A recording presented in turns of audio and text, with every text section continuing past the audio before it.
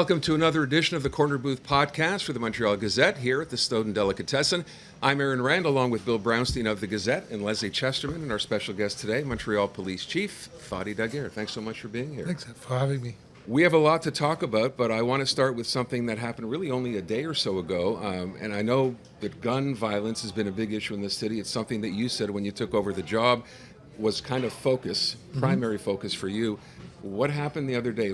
Understand a major gun seizure? Yeah. Yesterday night we had a major gun seizure in one of the area between Montreal and Laval. We seized over 9 guns and machine guns.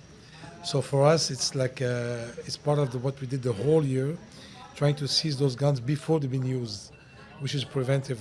So we're trying to really find a way to take them out of the streets. So that shows you that the gun violence has been really present in Montreal, like in North America, like everywhere in the cities in Canada.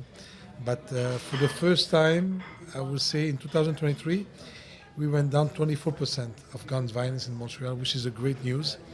But doesn't mean I hate numbers, because you never know what's going to happen next year if there's some provocation on social media. It's the gun violence has been banalized by the young kids, and they've been using the guns not only to attack, but sometimes when they're even stealing cars. I never saw something like this. When you steal a car in the old time, you never had a gun on you. Now you're stealing cars and you have a gun on you because you want to protect yourself. So, but we've been seizing a lot of guns.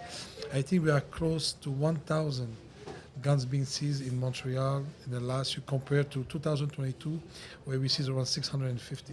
Yes. So we see 300 more guns. We're coming to the end of the year.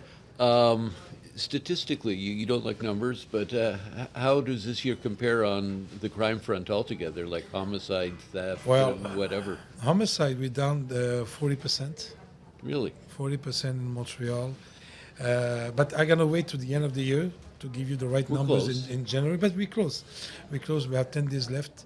I keep watching every day the news to see what we've been doing. But no, the gun violence is being decreasing, which is a great news.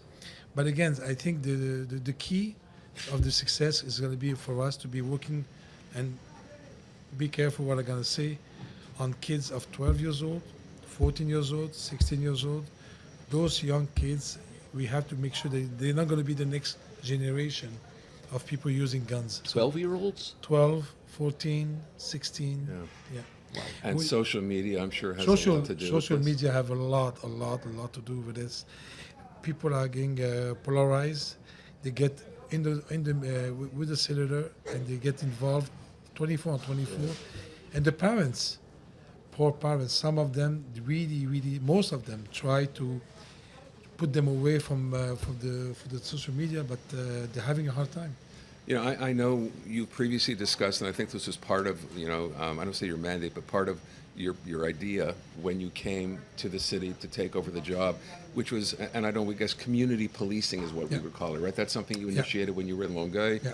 How is that going here, and how, because the city, before you got here, the city did not have a very good reputation in dealing with people who are, say, mental distress, and I know that was an important part for you. How is that going?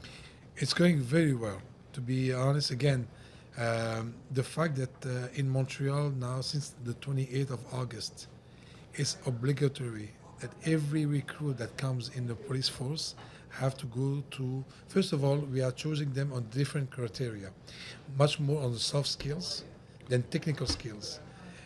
We're making sure that the emotional intelligence is really present in the next recruit that we're having in Montreal compared to the only technical. We still need police officer with a technical level who have the great capacity to intervene.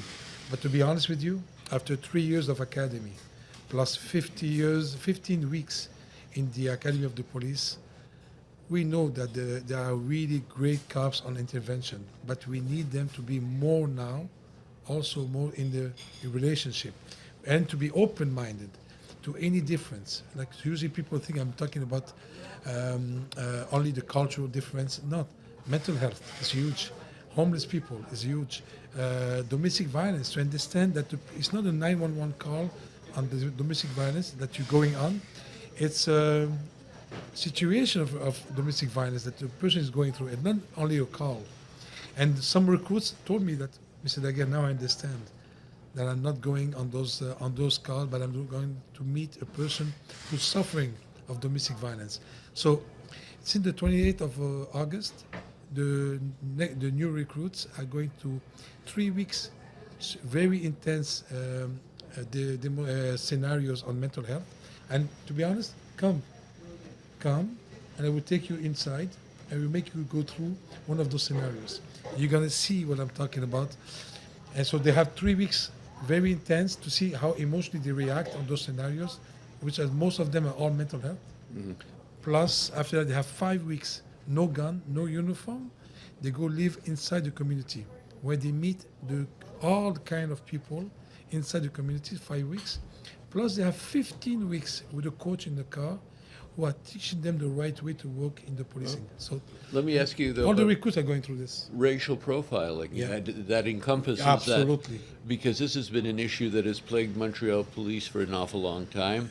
How are we doing on that front? Well, racial profiling, what people are confused in the police on our side, when I tell a person in my department that there's systemic racism or there's systemic racial profiling, they're like, Mr. Dagher, we are fed up to hear that you are accusing us of being racist. I say, this is exactly what I'm not accusing of. I'm talking about the system, not about each individual being racist. See, give us an example. I say, okay, I'm going to give you an example. In the department of the MUC police, SPVM police, we have a test. We have a test of swimming. So you have to be a great swimmer to become police officer. Even in Nicolette and in the CEGEP. I'm like, okay. But inside my own organization, I have a procedure saying you're not allowed to jump in the water. Mm-hmm. You're allowed to save the person in different ways, but you're not allowed to jump in the water because we cannot allow ourselves to lose the police officers. You're the last person, so we need you. I'm like, wait a minute. So systemically, black people, I come from Ivory Coast. Swimming is not our favorite sport. We play soccer, and we do some martial art, but swimming, we don't like water. So for us, you are excluding all kind of candidates just because of the system that's telling you you're not allowed to come in if you're not a great swimmer. That's what I'm talking. Then the cops are like, okay, that's what you're talking about the system? I say, yes, that's what I'm talking about the system. Not each one of you are racist, but do we have all some bias, conscious or unconscious bias? Yes, we do. Your chief, the first one. So when you bring down the barriers and you explain to them what you're talking about, suddenly, slowly, they understand. Okay. Is recruitment up or down? I mean, oh my God, that's a great question. First time in 8 years, 7 years that we can announce at the end of the year, at the beginning of the January, with my bilan, we've been hiring in the net after retirement and after people quit, which we still have a problem to retain. But this is the first time we're going to declare between 80 to 90 police officers in the net plus in Montreal. Right. It's been many, many years we didn't have that kind of positive result. Why do people not want to, Yeah, why that do was people actually not just want to gonna become, because it's so glamorized by so many things, you know, but on the other hand, it's a tough in job. 1990, a police officer came inside the office when I was working, I was selling glasses at the corner of Peel St. Catherine at Gracie Scaff. I was a manager, and he came in with the uniform, and it's exactly what you mentioned. He was so glamorous. I was looking at him and said, wow, he looks sharp. He took me one night to patrol with him, and then that was it for me. Now,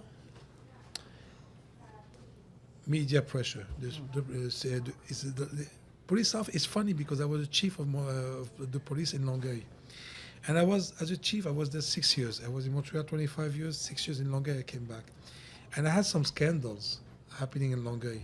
And I was sitting in my office, I said, okay, for sure, the phone gonna ring and the media gonna be after us. And you know what, they're right.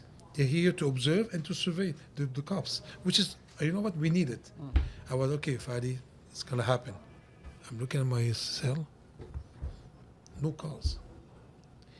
I say, wait, doesn't make sense. Montreal, same thing. 10% of this happened in Montreal. We have an interview. We have coverage on the police of Montreal. I don't know why, but there's three kind of newspaper or journalist. There's the one of the politician, the one of the Canadian, the hockey team, And one for the cops. and one for the police of Montreal. Not the police in Quebec, police of Montreal. So that's why there's a lot of pressure for the cops to become a cop in Montreal. Also, we used to make as an income, as a police officer, working day, night, and weekend, being in danger and going on a 911 calls, we used to make 36,000.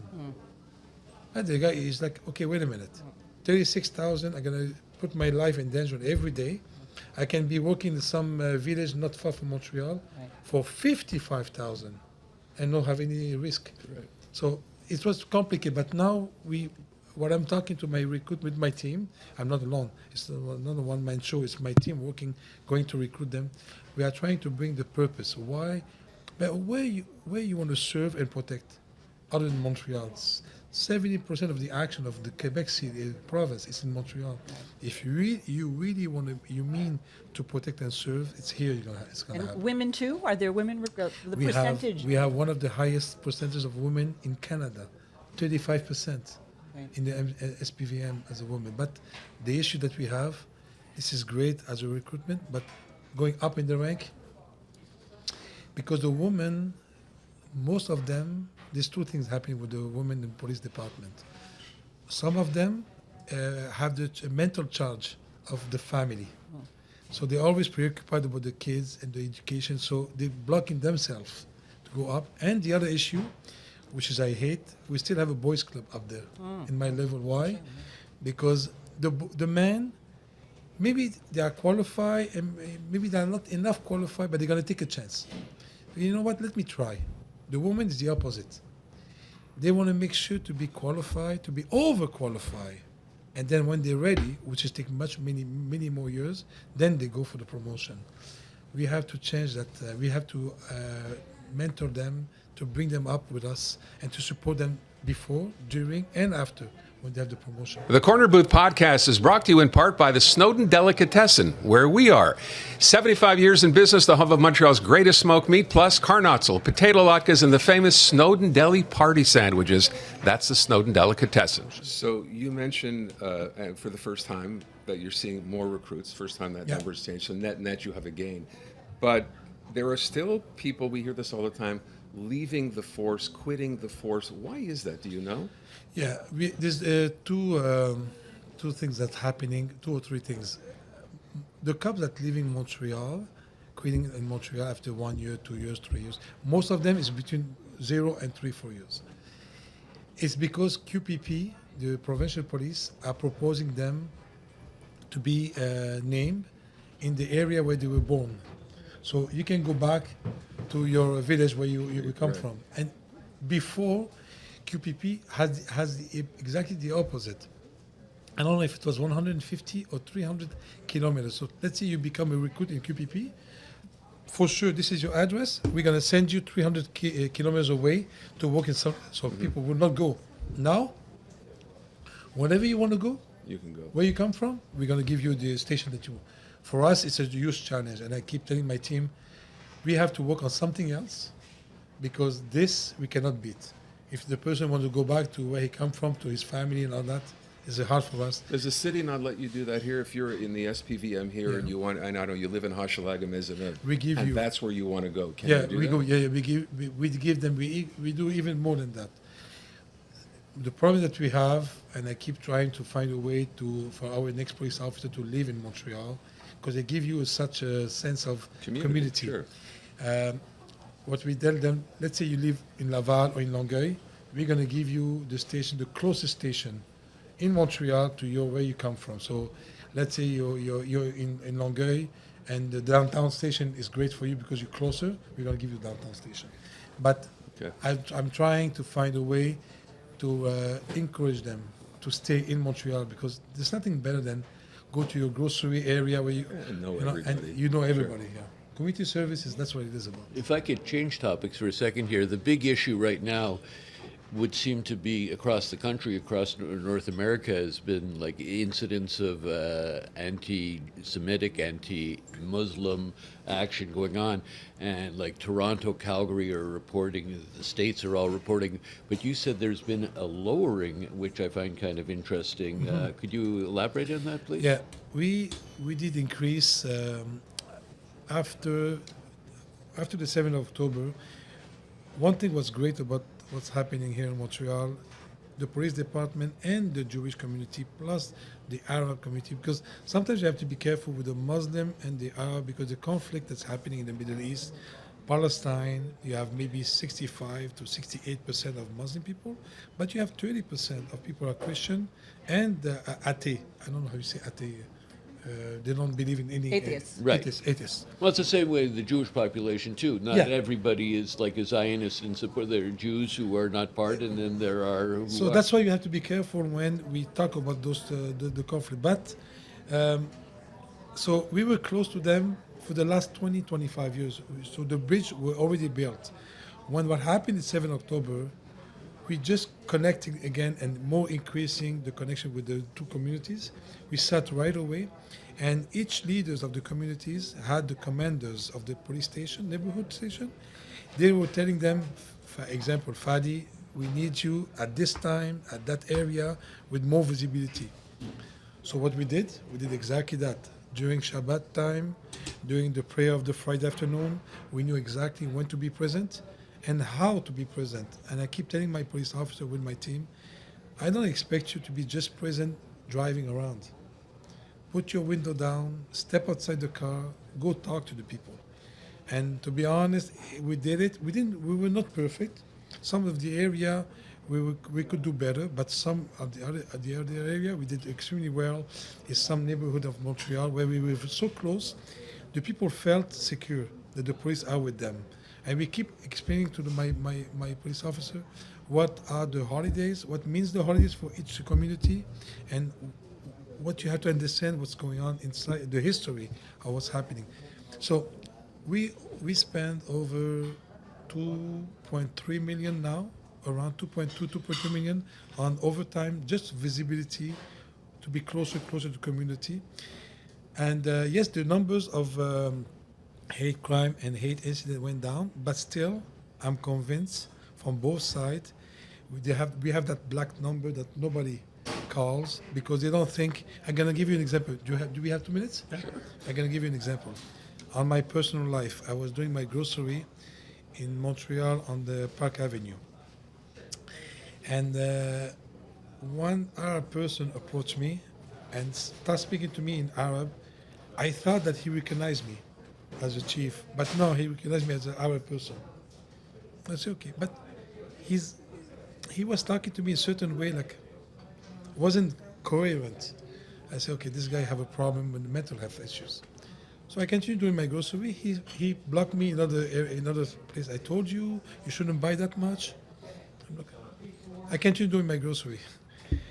2-3 minutes later, we had two Jewish person, Orthodox, were dressed with the costume and everything. And that Arab person went to them, say Shabbat Shalom. I say, okay, for now it's still fine. Shabbat Shalom is nice to say. And then 5 minutes after, start insulting them. Okay, so I was watching that, and then right away, I took my badge out. I went to see him. I said, you better stop that. I'm a police officer. I heard you what you just say. It wasn't a hate crime, but it was a hate incident. And I tell him, listen, you better stop right now. When he realized who I was, slowly he stepped back, and I told him, and then he wanted to engage again the discussion with those people. And I said, no, you're not talking to them anymore. You are going to step out right now. So he left. I went to speak to those people, those two people. They told me, thank you, but we don't want anything. But that's what I'm talking about, the black number. Right, right. They don't want a complaint. They don't want to talk. They want to feel safe. They want to feel safe. Yeah. So they felt safe. They said, thank you. But they don't want to go further than that. So it doesn't give us the right numbers, what's going on inside the community. You know, at the beginning, and it's interesting because I remember we had talked about this, There was an attack, of course, on a Jewish school here, the firebombing, and I think you came in for a fair amount of criticism at the time. Yeah. You weren't here, and I was on holiday. secondly, we asked about have there been any arrests, and we didn't even know that their arrests had been done, and then we found that even though you weren't here, you were in constant contact with members of the Jewish community and the Arab community. Is that right? Yeah, I was in Africa. Imagine, in Ivory Coast, where I come from. I was with my family, and it was a holiday. Anyway, it wasn't really a holiday, but still, I was there. When I saw those shootings happening, right away, I called the leaders of the Jewish community. And like I told you, I know them for 20 years. I say, listen, do you want me to come back? If you want me to come back, I'm coming back right now. But my team is there. They told me, and please call them. They told me, Fady, your team is doing a great job. Stay where you are. This is not a sprint. This is going to be a marathon. It's going to be long. We need you in good shape when you come back. I say, are you sure? Say, Fady, stay where you are. So when the media criticize my absence, I understand 100%. But you want a chief to be in good shape, to be when he's going to be back, to be able to continue that battle, to make sure that the community, all the community are safe. So for me, it was a blessing. They told me, stay. Honestly, they would tell me, Fady, come back. We need you. I will come back right away. I'm here for the community, but in the meantime, I still have to take a little time for myself to be able to. I guess as well, as we sort of talked amongst us before we began, we know there have been incidents, Toronto, Calgary, Vancouver, Ottawa. We see them in the news on a fairly regular basis, anti-Semitic incidents that still occur. Montreal, I've not heard anything in the past week or 2 weeks significant enough that we're reporting on this in the media. So it would seem to me whatever the police here are doing is working. Is that a fair assessment? I think it's working, but I think, to be honest with you, and let's be humble, I think it's an approach that the leaders of both sides are doing inside the schools, are doing inside the mosque or the church or the synagogues. We have great leaders on both sides who are working like you have no idea, under the radar, and trying really to make a difference in the community, to try to bring down and make people calm, bring the tension down. And yes, the police are involved, really involved, but I think the great success that we are still going through here, it's the leaders of the community are making a difference. But I don't want to be pessimist.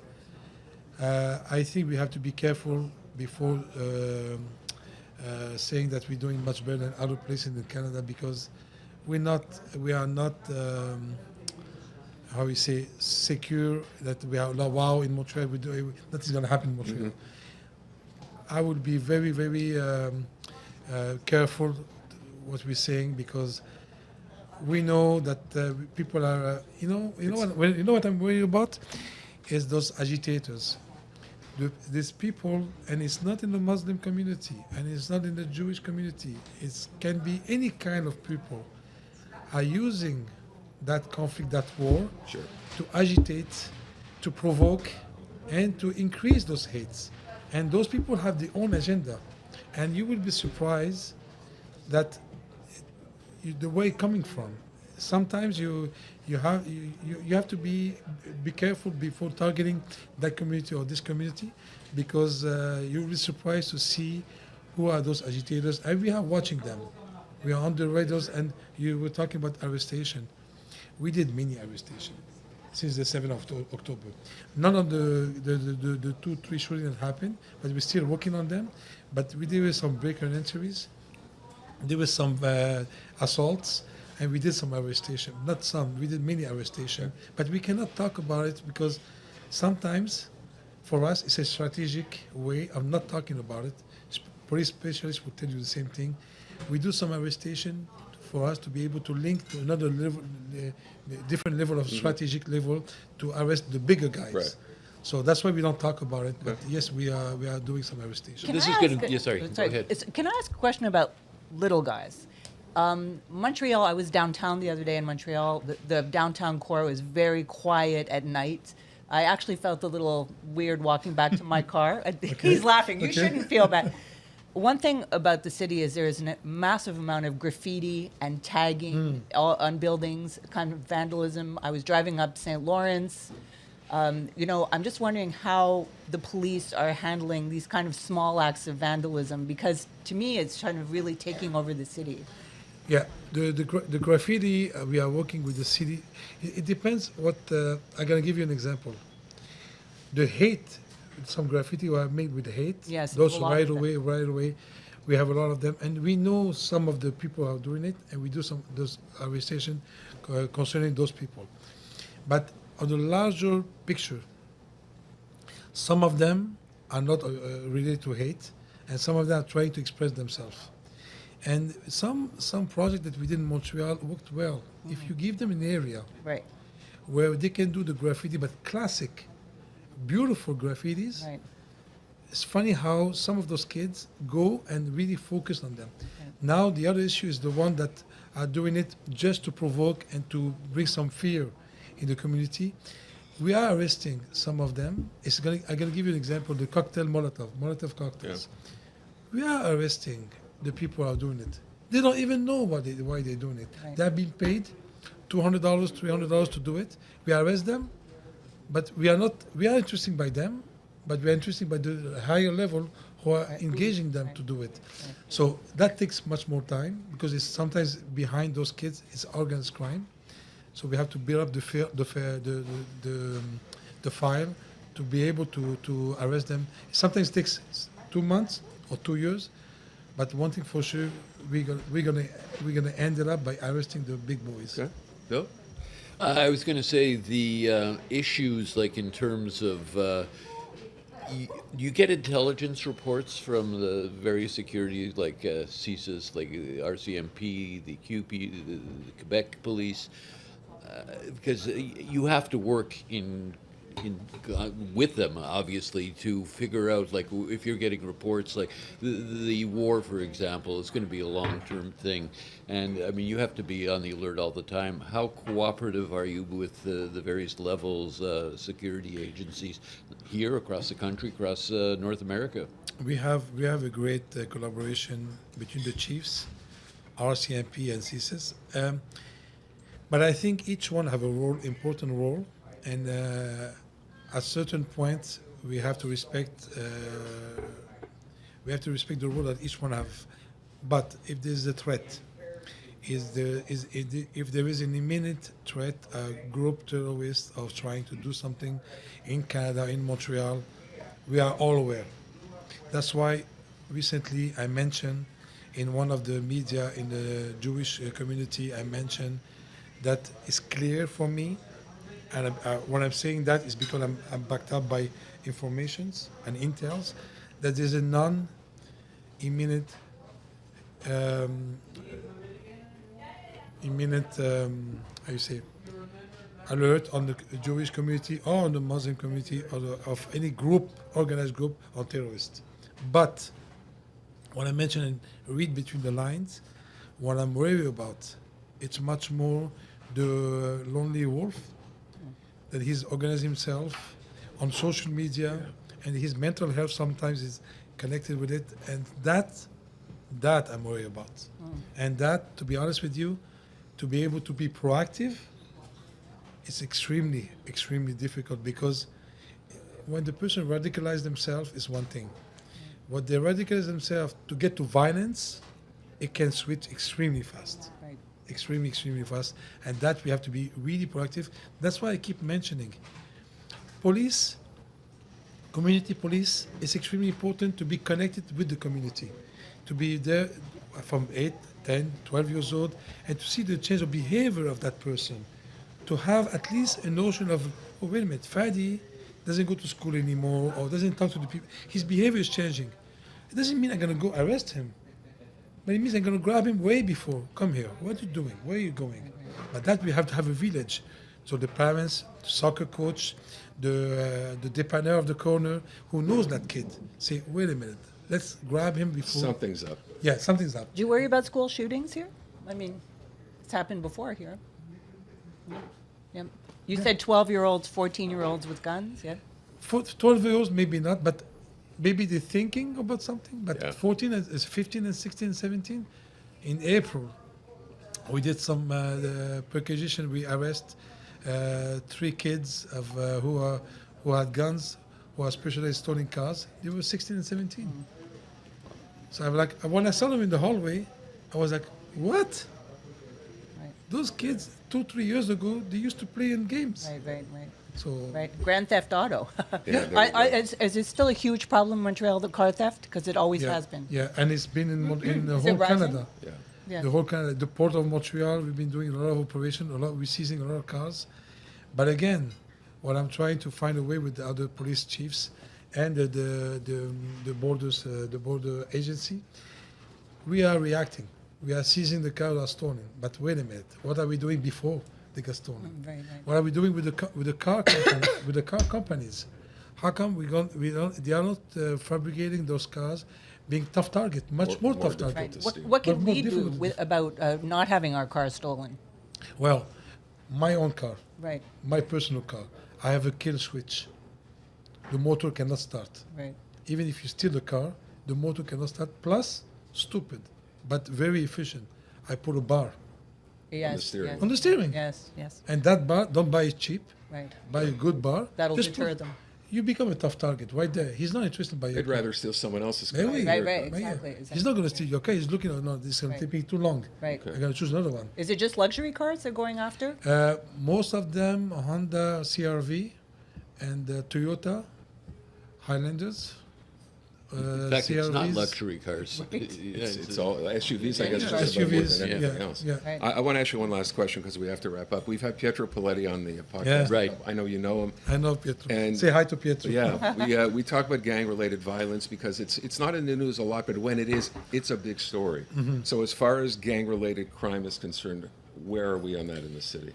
Well, we've been doing much more arrestation, and again, 2024, I think, is going to be a very, very busy year for organized crime. I think there's going to be some action on their side, and there's going to be some operation on our side. The leadership in organized crime right now is not present. We used to have organized crime very present, very organized. It's funny to say that the chief is saying that, but he used to have some peaceful level of violence crime in Montreal. Now the fact that there's not a clear leadership, I think we're going to go through a year of 2024 where there's going to be some revenge between different families. But also us, the police department, we are working on deep, long investigation, and I think during 2024 you're going to see a lot of arrestation from our part, which is going to bring, on one side, we're going to bring some peace in that area, but on the other hand, I'm convinced there's going to be some revenge. So it's going to be a tough year, to be honest with you. If I don't know Pietro what he thinks, but He thinks the same. is he the same? Well, he says what you kind of say. It used to be you knew who the leaders were. Yeah, You had now- an idea what the No, organization there's was. no more respect. Now there's so many, no it's hard to respect, keep up. and you don't know who's going to do what, Yeah. who's going to respect what. But we are aware of it. We are aware of it, and we pass our message when we do those arrestation. But it's going to be a tough year. Okay. That wraps up another edition of the Corner Booth podcast. We want to thank our guest, Montreal Police Chief Fady Dagher, and we will see you again soon.